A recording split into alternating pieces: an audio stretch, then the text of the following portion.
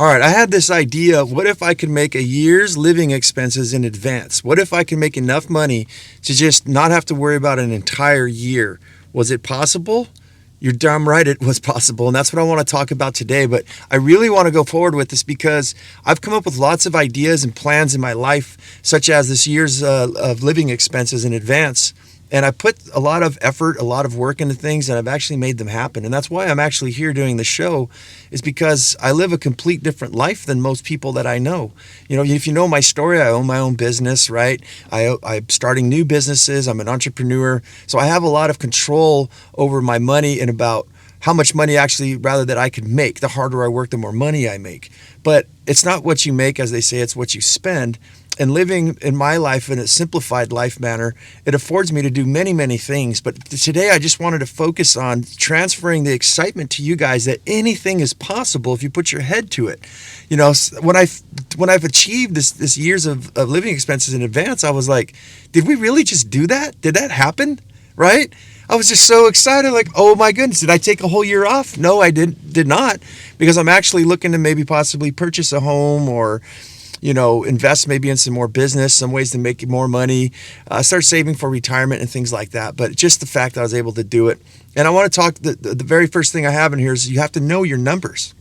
How the heck are you supposed to know where are you going? What is your target? If you don't even know what to aim for, how do you know what to even shoot, right?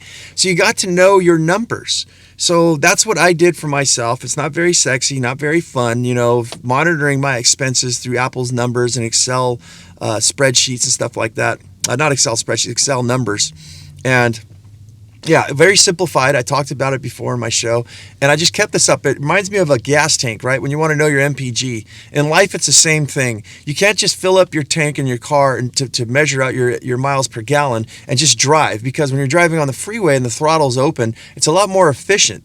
But once we start hitting some speed bumps, right, some stop signs and traffic and things like that, it's stop and go. You accelerate and you release, accelerate and release. There's a way less gas mileage in a situation like that. So you have to take an average. So what they say is take about 3 tanks full of gas to find out what your average is. And then after that, you kind of, you average them all together and go, well, I get about this much MPG per gallon of gas. Well, it's the same thing in life. Unfortunately, a lot of things like in 2021 for me, I went to buy a lot of some extra foods, not excess, but like extra stocking up foods and things like that. So my bill went up higher. But then the next month I didn't have to spend that much because I had a whole bunch of food, right? So it's kind of varies up and down. Once I got my number, I can feel comfortable like living. I guess what I'd like to say too is like what I feel beyond comfortable, right? From surviving to thriving. There's a difference in knowing your numbers. There's a survival mode. This is what I need to survive on, to live, right? But then there's a little bit extra money. Well, how do I thrive? How do I save to start a new business? Or how do I save to keep up the infrastructure, such as my vehicles, my home, or whatever it is, your body, right? Your education, things like that. There's many things that come into play, and just time off to recharge your battery. So you got to know your numbers and get that down. Budgeting, once you know your numbers, that's my next thing on my notes here is budgeting. You got to stick with it.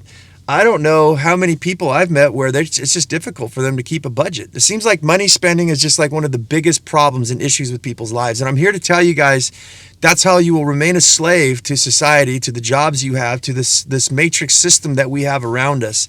Because the majority, those people, not you specifically, but the people who cannot handle, who think that they deserve more to spend their entire paycheck or get themselves into debt for a good time because they deserve it. I deserve to have a pizza or go out to the movies and concerts and all that stuff. And do you deserve to be broke? Maybe you do. Maybe that's what you like. And maybe you think that life, your life, live for today, for tomorrow we die. But, don't complain when you don't have the money and you're not getting ahead and you're dealing with all the stress that comes with not having budgeting, right? That you have no money in the bank now. You have a simple $1,000 emergency and that throws you completely off. Most Americans, $1,000 emergency will just completely turn their world upside down from what statistics say. So guys, you got to get into budgeting. And that's how I basically maintained the money and the mini vacations that I take off, right? Meaning, guys, for those of you who don't follow me, I usually take off July, August, September every single year, and I've been doing it for like 6-7 years. But it's because I live within my budget, right? I act below my wage most of the time. I live in a tiny house, aka travel trailer, full time, and my expenses are very, very low. That's how I've been able to get ahead, and that's what I want for you guys too. But you're gonna have to budget, and you're gonna have to stick with it. So as I said, the way I budget is to write every single little thing down, and I mean every single little thing. And guys, I know you're probably sitting there going, "I don't want to live that boring life." It's actually not that boring at all. It's Apple's number or Excel numbers. I think it's called Excel spreadsheet. I guess Excel, and you can get this on Apple, Android, whatever, and you just make this little graph, and all you have to do is every time you put money into anything, it has these little tiny boxes. You push the button and it's got the line in there. It's got the point to enter in the money, press enter, and it immediately logs everything down and adds it all up at the bottom. You don't even have to look at it. You can look at it whenever you want. And that's basically, it takes you like maybe 3 seconds to log something down, guys, and it'll change the course of the rest of your life. So yeah, totaling yearly expenses is my next one here, and that's what I look at as far as if anybody wanted to retire or something like that. We got to start dealing with or start thinking about dealing with inflation and all these type of things. So you want to total your yearly expenses, and again, you want to look for such things as ghost expenses, what I like to call them, and that's if you get a flat tire, right? That's if you needed a new fuse box put inside your home or your trailer or something. All of these little ghost things that happen, right? We need to start saving for that rainy day. But totaling your yearly expenses to figure out, well, if you did want to retire, how long do you expect to live, right? So if you can live on, say, I don't know, $40,000, $50,000, $60,000 a year, you can multiply that times whatever you have left in your life, or you think that you do, and add that all up, and that will give you a general idea of what you need. Now, in order to do like I did, to make a year's expenses in advance, I had to know that number. And I had to design that number comfortably. Like, what wiggle room does that give me? I'm the type of person that likes to go out to sushi dinners once a month or so, and take my family out. So we budget. I've got the expenses for those kind of things there, and also in my emergency expenses. So I know my yearly expenses, and I total them all up. But I got to say, the most powerful thing I have is my emergency funds in the back. That's like my backbone. That's what keeps me so secure and not stressed out. It actually makes me more, what's the word I like to say? More confident with everything. All right, and keeping on track. The way I had to organize the work and keep on track in order to get all that money for a year's expenses in advance, guys, I had to keep on track, and I had to keep putting that money away besides my emergency expenses and the money I have in my bank. So I had to separate the things. So I had to really keep on track of that money to keep it separated from everything else and not spend it.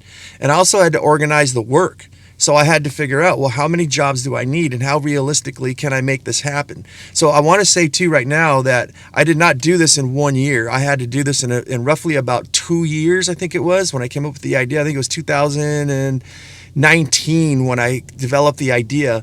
Let's see if we can do this. And I actually, really, the reason why I was so stressed out at the time, I said, you know what, I want to just take like a long time off. Let's see if it's possible. Once I made the money and had it, I was like, you know what, I'm just going to keep going. But yeah, I had to organize the work. I had to keep everything on track and not divert from it. And I'm sure it's hard for a lot of you guys. Once you start seeing the coins adding up in your bank account, you're like, you know what, though, I could go buy a new car or this or that. You want to keep on track, and you want to keep everything all organized, and you want to separate that money from everything else. I think would probably be the easiest things for most people to do, unless you're like me, where I had one account and I knew that, say, $40,000 whatever is in this account, right, in my personal account, and anything above that, that's my living money. And I never let it go below $40,000. If you have the integrity and you've got the discipline to be able to do something like that, go for it. But really, you put more than, I think, like $10,000 or $15,000 into a bank account, they're not going to charge you any fees or anything like that, any processing fees at all, as long as you maintain that number. So I think it's kind of best for most people to separate it. And then also, when you do get the checks and you have saved up that money, to divert that and just keep depositing that in that separate account. So I would align it like this is the way I have it. I've got an emergency fund saving account I have with a year's supply of money. I have personal checking account where most things run through, and then I have a third checking account where I place all of my money for the year's advance. I can kind of move things around back and forth. So that's the way I set up my stuff, guys. I just really wanted to get you excited, especially in this day and age where a lot of things are pretty screwed up, and you're looking for some sort of light, some sort of enlightenment, some sort of excitement. That's what I want to impart on you guys today. Is guys, anything is possible as long as you have the discipline and you have the ethic and you have the drive to do something. Think about it. Design your own life. Don't let it be designed for you. Anything is completely possible. I'm just so excited to well, what's next now?